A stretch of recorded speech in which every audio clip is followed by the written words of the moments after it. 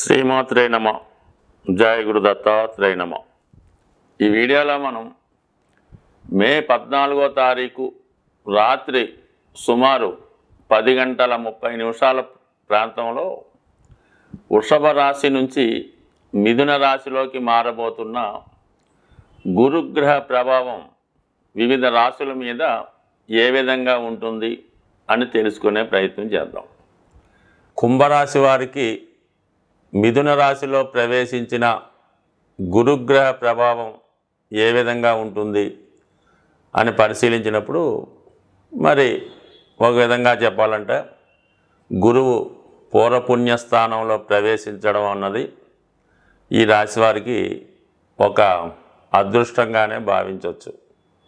ఇప్పుడిప్పుడే ఈ కుంభరాశి వారు వారి యొక్క సమస్యల నుంచి వారు తిన్న దెబ్బల నుంచి బయటపడడం జరుగుతుంది. ముందుగా జన్మశని నుంచి విముక్తి లభించింది.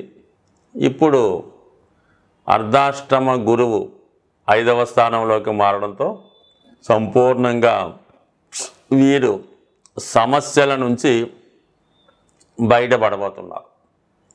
అంటే 5వ స్థానమే జాతకుడు జీవనాన్ని, జీవన విధానాన్ని, వారి యొక్క కర్తవ్యాన్ని నిర్వహించడం జరుగుతూ ఉంటుంది. జాతకుడు తొలి సంపాదన ప్రారంభమవుతుందా, ఎప్పుడు ఉద్యోగంలో ప్రవేశిస్తాడు, ఉద్యోగంలో ఎప్పుడు మార్పు వస్తుంది, ఎటువంటి అభివృద్ధి వస్తుంది అన్నది 5వ స్థానం బట్టి ఆధారపడి ఉంటుంది. అంటే తన యొక్క ప్రతిభ, ఒక విధంగా చెప్పాలంటే పూర్వపుణ్యం, గత జన్మలో చేసుకున్నటువంటి పుణ్యం ఎంత ఉందో దాన్ని బట్టే ఈ జన్మలో మీ యొక్క కర్మలు అనుభవించవలసి ఉంటుంది. అది ముఖ్యంగా ధనం సంపాదించడానికి ఏ కర్మలు చేస్తారు, ఏ విధంగా జీవనం మారుతూ ఉంటుంది, ఎప్పుడు మీ జీవితంలో భాగ్యోదయం అవుతుంది అన్నది కూడా మరి పంచమ స్థానం బట్టి ఆధారపడి ఉంటుంది. అటువంటి పంచమ స్థానంలోకి ధనకారకుడు, పుత్రకారకుడు, సర్వ విజ్ఞానానికి, దైవ బలానికి కారణమైనటువంటి గురువు ప్రవేశించడం ఒక విధంగా జాతకుడు ఇంతకాలంగా ఎదుర్కొంటున్నటువంటి సమస్యల నుంచి బయటపడడం, తన యొక్క బలహీనతల నుంచి బయటపడడం, ఏదో ఒక బలహీనత ఈ జాతకుడిని ఆవహించి ఉంటుంది ఎంతకాలంగా. అంటే ఈ జన్మశని ప్రభావం అవ్వచ్చు, ఏలినాటి శని ప్రభావం వల్ల ఏదో ఒక బలహీనత, వీక్నెస్, దానివల్ల ధన నష్టం, మరి సరిగ్గా ఈ బద్ధకం, ఏ పని కరెక్ట్గా చేయలేకపోవడం, ఇవన్నిటి నుంచి బయటపడి జాతకుడు తనను తాను సంస్కరించుకొని కొత్త ఆలోచనలతో, కొత్త అలవాట్లతో దైవ ధర్మ మార్గం వైపు నడుస్తూ తనను తాను ముందు సంస్కరించుకుంటాడు. అంటే అతని నడవడికలో మార్పు వస్తుంది, వేషధారణలో మార్పు వస్తుంది, చూసిన వాళ్ళకి చాలా గౌరవప్రదంగా కనబడడం జరుగుతూ ఉంటుంది. ఇది విద్యార్థులకి చాలా చక్కగా ఉపయోగపడుతుంది.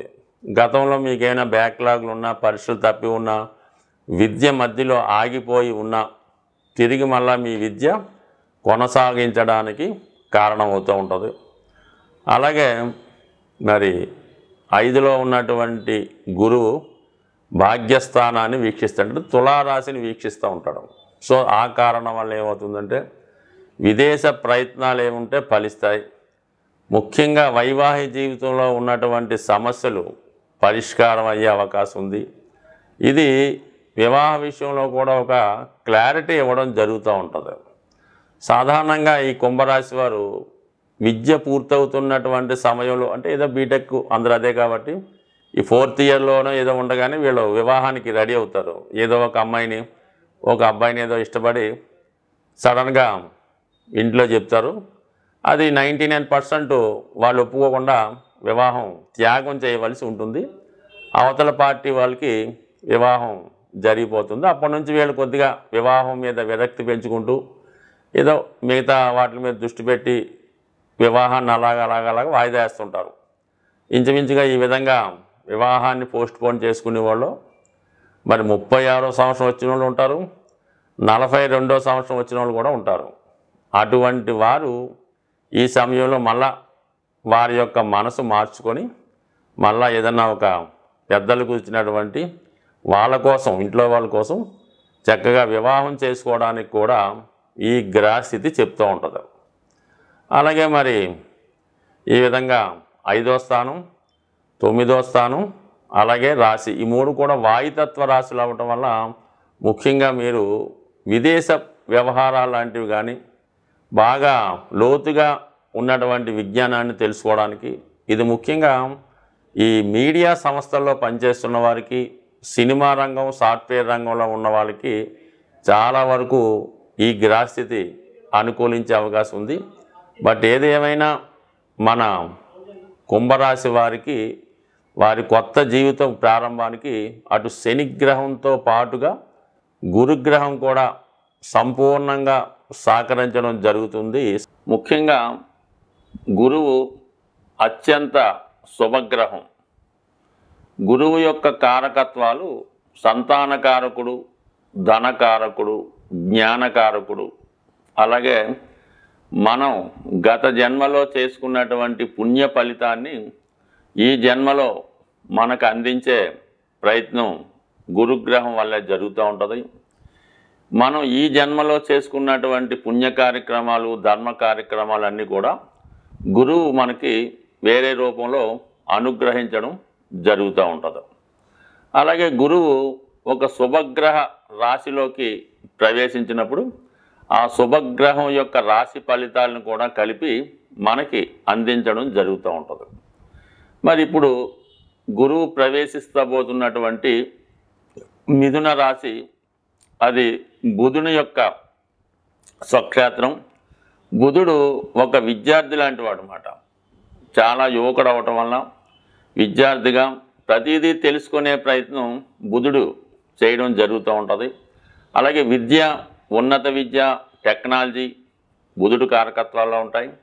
అలాగే వ్యాపారానికి కూడా బుధుడే కారణమవుతుంటాడు. ఇప్పుడు ఉన్నటువంటి అకౌంటెంట్స్ అవనవ్వండి, ఈ ఫైనాన్స్ అవనవ్వండి, వాటి లెక్కలు, వ్యవహారాలు, అంటే మొత్తం వ్యాపారం అంతా కూడా బుధుడు యొక్క తెలివితేటల మీద, రాశిలో లగ్నంలో బుధుడు ఉన్నటువంటి స్థితిని బట్టి ఆధారపడి ఉంటాయి. అటువంటి బుధుడు రాశిలోకి గురుగ్రహం ప్రవేశించడం వల్ల ఇది ఎక్కువగా విద్యార్థులకి చాలా ఉపయోగపడుతూ ఉంటుంది, వ్యాపారస్తులకి ఉపయోగపడుతూ ఉంటుంది. ముఖ్యంగా వ్యాపారం అభివృద్ధి ఎంత ఉంటుంది, మనీ రొటేషన్ పెరుగుతుంది. దానివల్ల ఏంటంటే జనులందరికీ కూడా ఈ ఫలితాలు అందడం జరుగుతూ ఉంటుంది. వాణిజ్యంగా ఒక రాష్ట్రమో, ఒక దేశమో, ఒక నగరం ఎదిగినప్పుడు అందులో ఉన్న వారందరికీ ఏ విధంగా ప్రయోజనం కలుగుతుందో ఈ సమయంలో కూడా అందరూ జ్ఞానవంతులై, విజ్ఞానవంతులై మంచి కార్యక్రమాల యందు ఆసక్తి చూపడం జరుగుతూ ఉంటుంది. ఆ కారణాల వల్ల మరి బుధుడు యొక్క రాశిలోకి గురుగ్రహ ప్రవేశం ఏ ఏ రాశుల వారికి అనుకూలంగా ఉంటుంది అనుకున్నప్పుడు, సాధారణంగా గురువు కేంద్రాల్లోకి వచ్చిన, అంటే 7, 10, 4 వచ్చిన కోణాల్లోకి వచ్చిన, అంటే 5, 9లోకి వచ్చిన అనుకూలిస్తాడు. అలాగే ధనస్థానంలోకి, లాభస్థానంలోకి వచ్చినప్పుడు విశేషంగా ధనం ఇవ్వడం జరుగుతూ ఉంటుంది.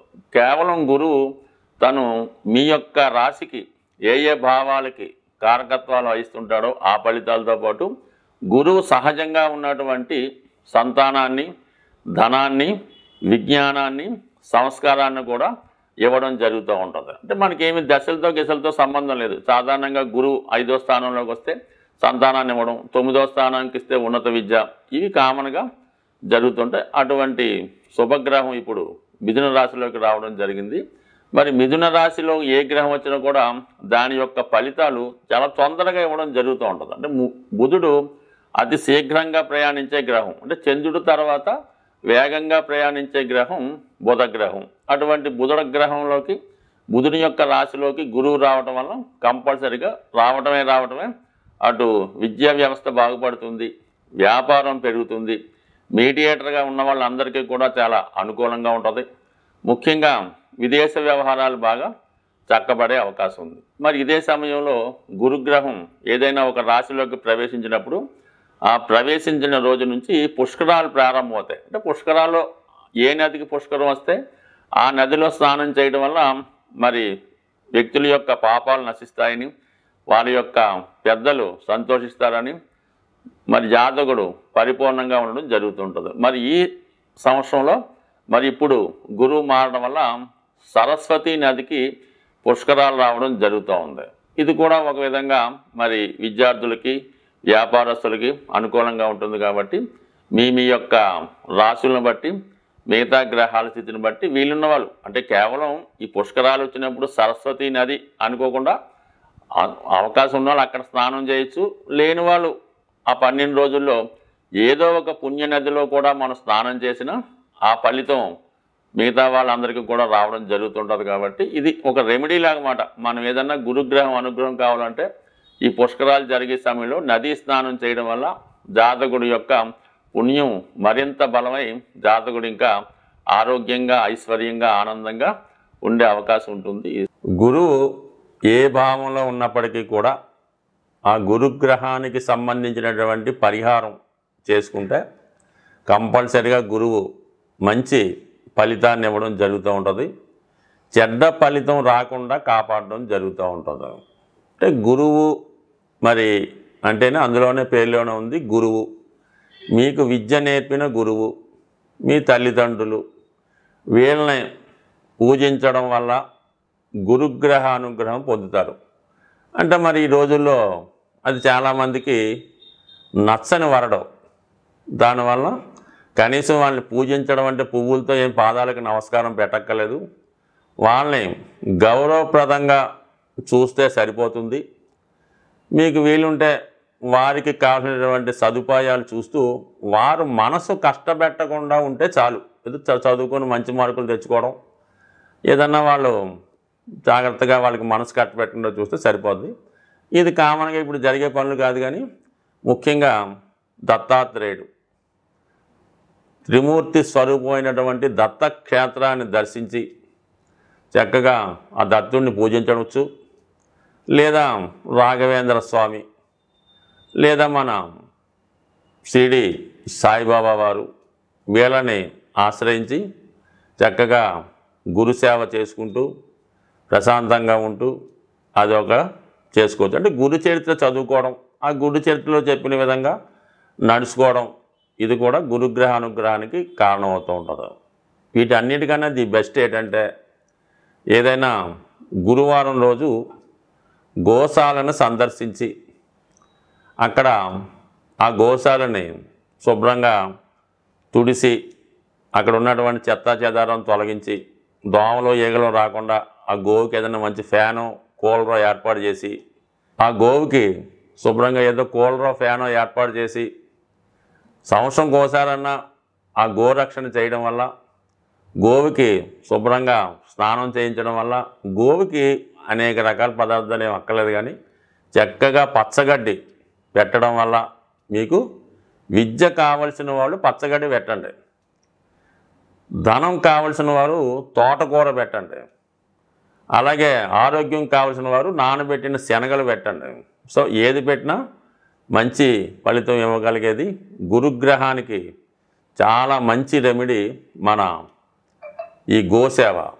దీని అన్నిటికన్నా అన్ని గ్రహాలకి మంచిగా చేసే ఒక రెమెడీ ఏంటంటే మీరు అంటే ఇంక మన చేత కాదు, ఇంకా మొత్తం అన్ని ఇబ్బందులు మనకే ఉన్నాయి, అటు భార్య విడిచిపెట్టింది, తల్లిదండ్రులు తరివేశారు, అప్పులోళ్ళు ఇబ్బంది పెడుతున్నారు, కట్టుకోవడానికి సరైన బట్ట కూడా లేదు అనుకున్నవారు మీరేం చేస్తారంటే ఏదైనా ఒక టెంపుల్లో చక్కగా మకాం అక్కడికి మార్చేయండి.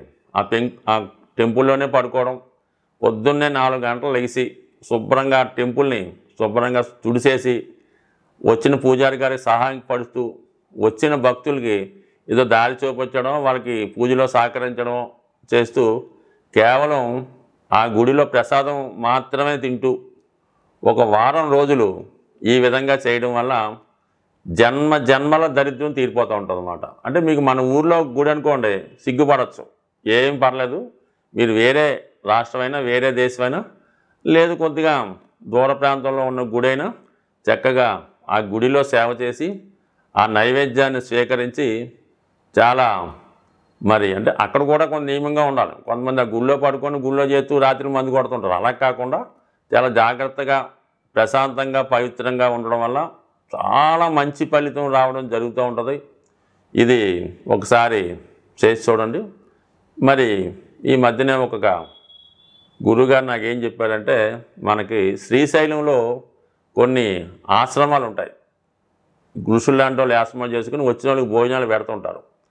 అటువంటి ఆశ్రమంలో కూడా మీరు అంటే ఇటువంటి ఇబ్బందుల్లో ఉన్నవాళ్ళు అక్కడ ఆశ్రమంలో చేరిపోయి వాళ్ళకేం డబ్బులు కట్టక్కర్లేదు, అక్కడ ఆశ్రమంలో సేవ చేస్తూ అక్కడ ఉన్నటువంటి మిగతా వాళ్ళకి సేవ చేస్తూ వాళ్ళు పెట్టింది తింటూ ఒక వారం రోజులు ఉన్నా కూడా ఎటువంటి ఇబ్బంది అన్నా పోయే అవకాశం ఉంటుంది. స్వస్తి.